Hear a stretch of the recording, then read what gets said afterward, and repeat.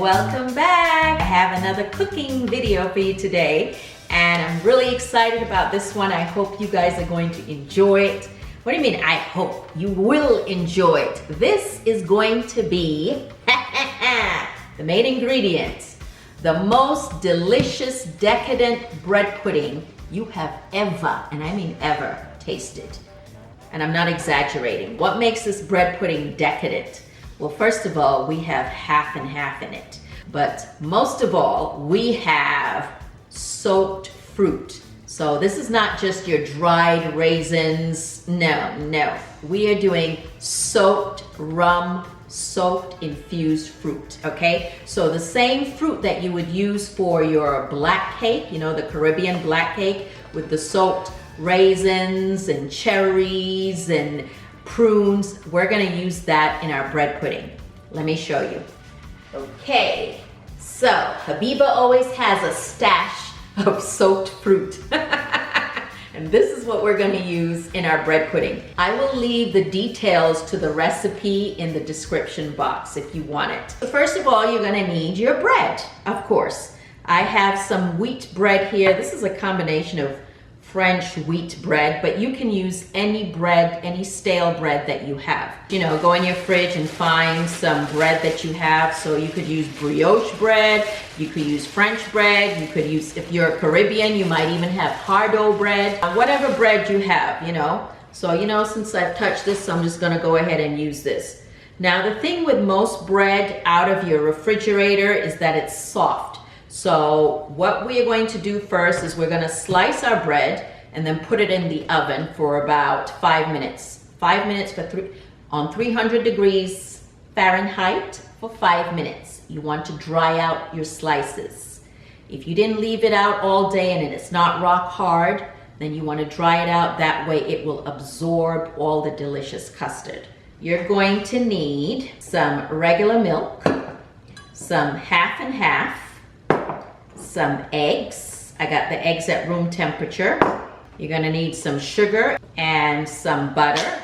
Now the thing with the butter is I got the butter at room temperature, so it's nice and soft. And I'm using salted butter for this recipe. So as you know, when it comes to baking, most baking is done with unsalted butter. But this recipe calls for salt, so instead of using unsalted butter and then adding a pinch of salt later, which you can do if you choose, you could just use salted butter to butter the bread. And then we have some condensed milk. I'm only gonna use about half a can of condensed milk. So this is half a can of condensed milk, 1 cup of white sugar, or if you choose, you can use brown sugar, which is not as sweet.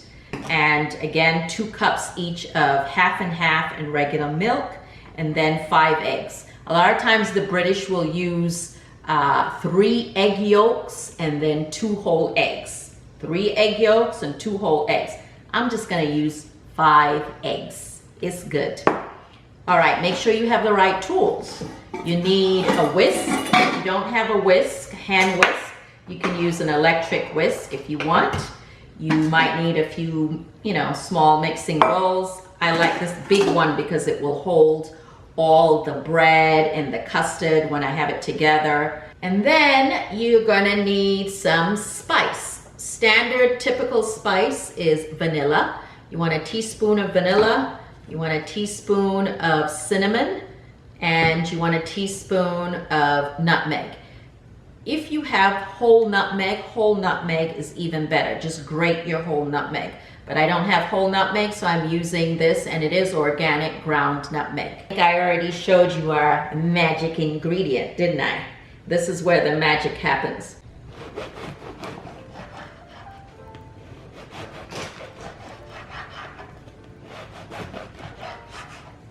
Once I've sliced my bread, I'm just going to put it in the oven to dry out for about 5 to 10 minutes, trying not to burn it. Now let's make the custard. I'm going to start off by breaking the eggs and then whisking them. Now you can whisk it by hand like I'm doing here, or you can choose to use the electric whisk.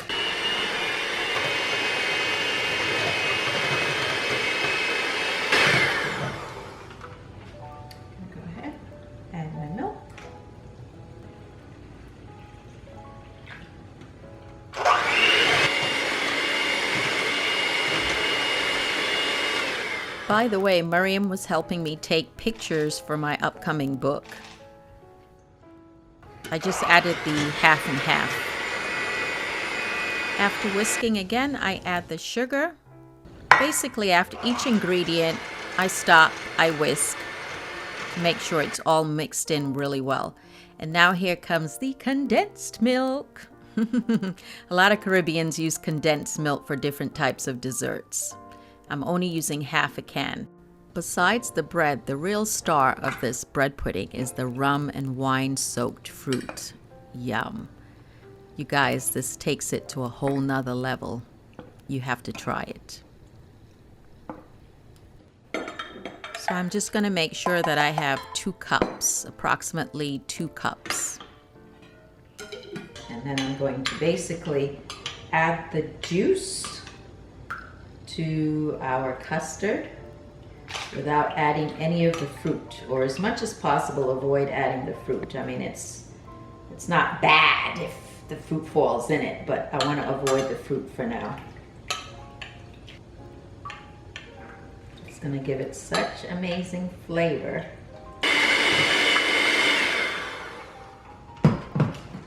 Okay, now we're going to go ahead and add the spice.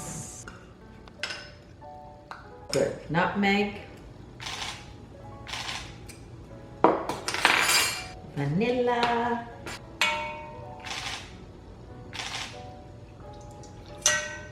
and cinnamon. Okay, and then mix.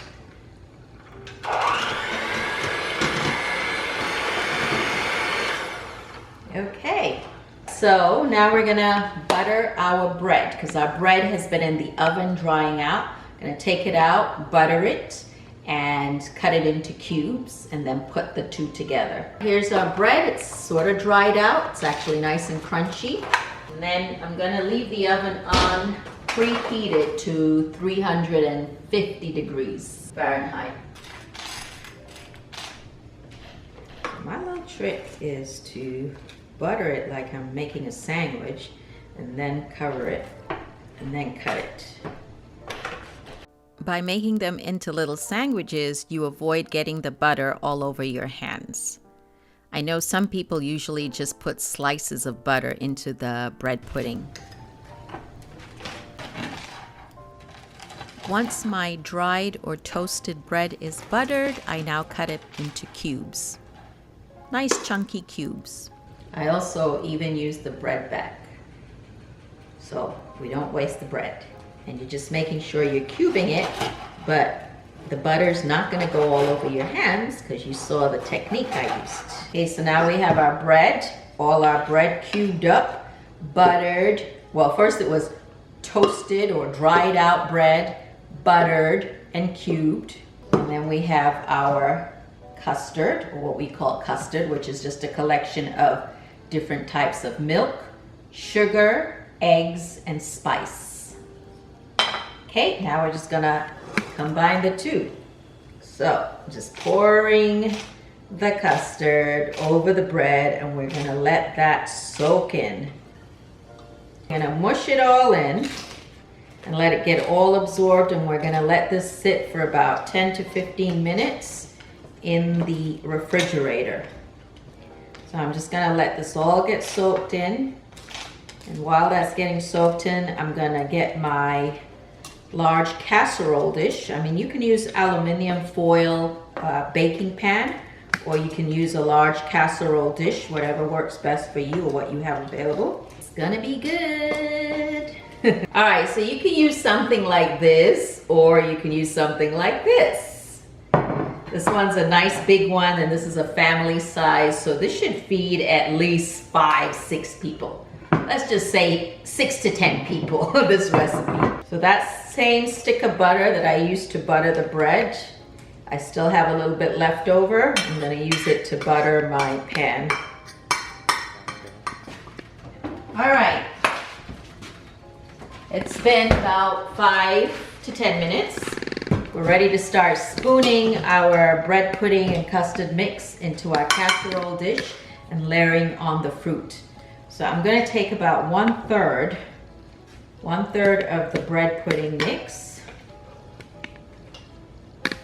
into the bowl. We're not going to put all of it, just about 1/3. Ooh, it smells so good. And then we layer about 1/3 of our fruit evenly onto the bread pudding mix. And the reason for that is because this way the fruit isn't going to just settle in the bottom, you know, not just sink to the bottom. Here you get a more evenly distribution of the fruit. Yeah. Then you layer on some more, the next 2/3.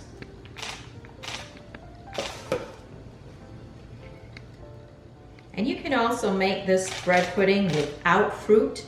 If you don't like fruit, you can make it without the fruit and it will taste just as good. It will actually remind me of the English have this bread and butter pudding. Now, if you don't want to use alcohol or you don't consume alcohol, you can certainly soak or soften your fruit in grape juice instead. Or you can just go traditional, kind of regular, by using dried raisins only. But if you want a little something extra, then I suggest you follow my way. Now we add the last layer. Next, I'm covering it with some foil, and then I'm going to put it in the oven to bake for about 45 minutes to an hour. Basically until a knife in the center comes out clean.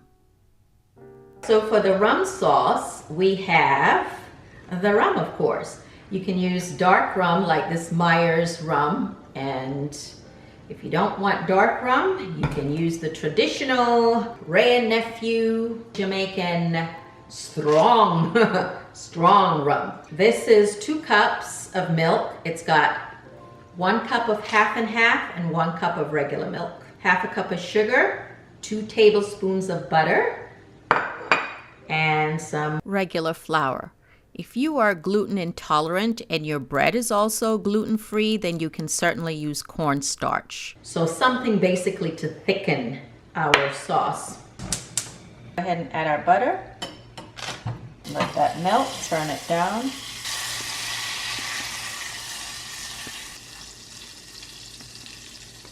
Our butter's melted. I'm going to start adding the flour. Whisk it really well as you're heating it, because that way you can avoid lumps. So basically I'm cooking the flour in the butter and it's starting to get thicker.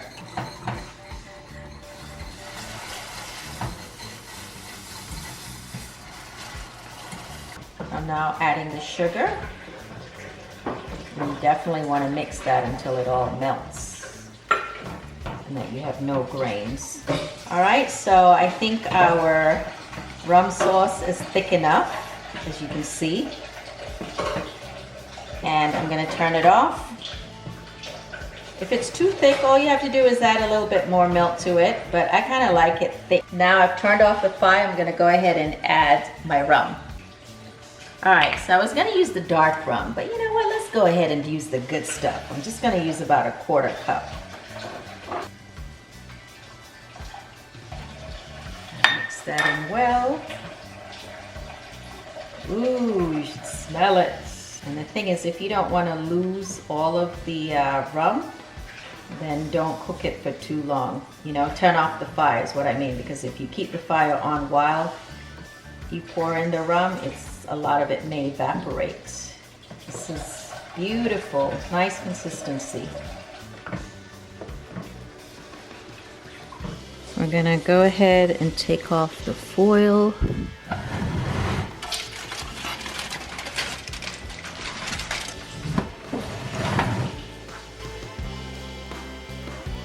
So we're gonna let this rest for 15 minutes. I mean, you can serve it hot, but it's better to let it rest for at least 15 minutes. And what you'll find is it's going to compress a little bit or sink a little bit, and that's normal. Confectioner sugar now that the bread pudding is cooled. So you don't want to do it when the bread pudding is hot, because the sugar will just melt and you won't be able to see it. So just make it look pretty. Let it snow, let it snow, let it snow. There you go.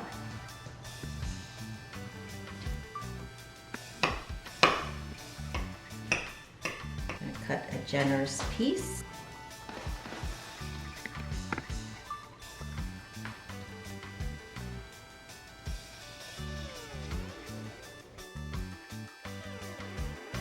Thank you for watching this grown and sexy way to make indulgent bread pudding. I hope you enjoyed watching, and I certainly enjoyed bringing it to you. I hope you'll try this recipe. It really is delicious, and it's not that hard to make. Also, check out my newly released book, The Caribbean Fruit Cake. The link is in the description below, and it will include a recipe to the bread pudding I have showed you today. Bye!